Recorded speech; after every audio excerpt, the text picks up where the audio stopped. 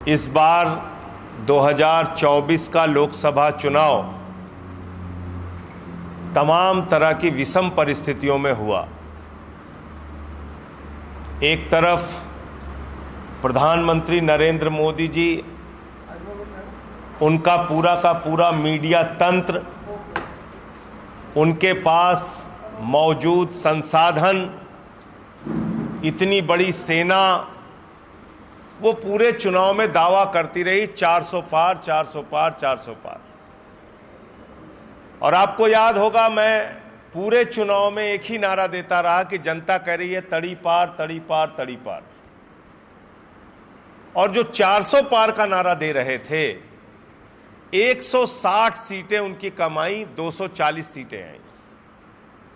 पिछली बार की 2019 की तुलना में भी अगर आप देखेंगे तो 63 सीटें उनकी कमाई।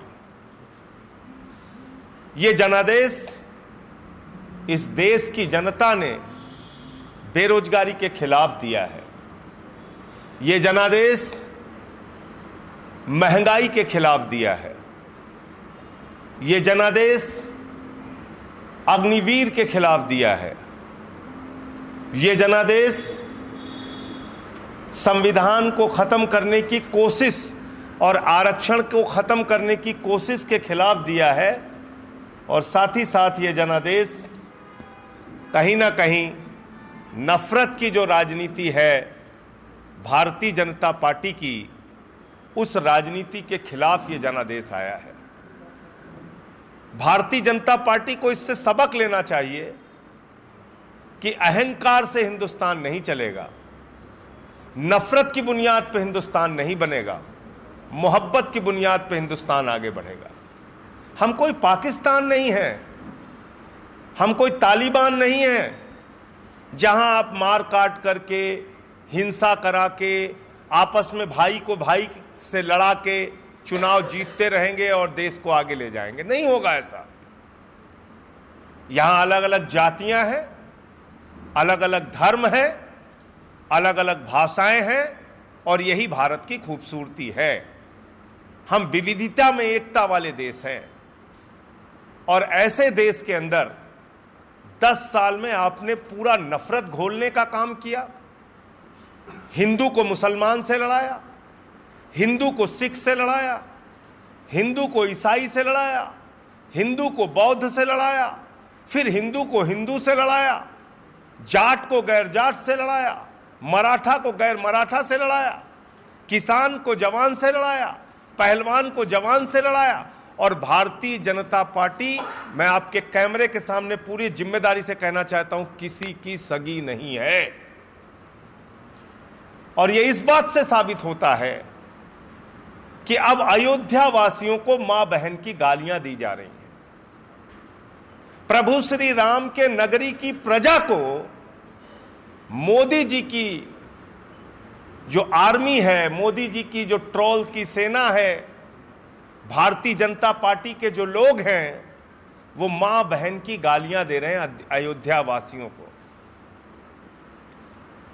और इसमें पूरी की पूरी भाजपा शामिल हो गई है। इससे क्या साबित होता है कि ये हिंदुओं के भी सगे नहीं हैं।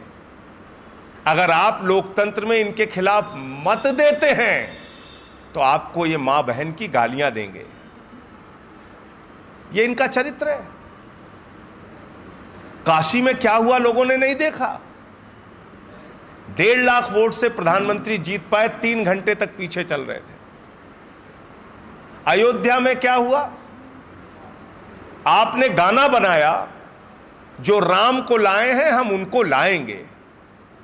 अरे प्रभु श्री राम सृष्टि के रचयिता हैं, प्रभु श्री राम हमारे आराध्य देवता हैं, आप उनका अपमान कर रहे हैं। छोटी तस्वीर श्री राम की, बड़ी तस्वीर मोदी जी की हाथ पकड़ के लेके जा रहे हैं, कह रहे हैं हम राम को लेके आए हैं। तो राम ने आपको विदा कर दिया। और सिर्फ अयोध्या से नहीं, सीतापुर से भी, चित्रकूट से भी, कुशभवनपुर जिसका नाम आप रखने जा रहे हैं, सुल्तानपुर से भी, प्रयागराज से भी, प्रतापगढ़ से भी, कौशाम्बी से भी, हर जगह से आपको प्रभु श्री राम ने विदा कर दिया।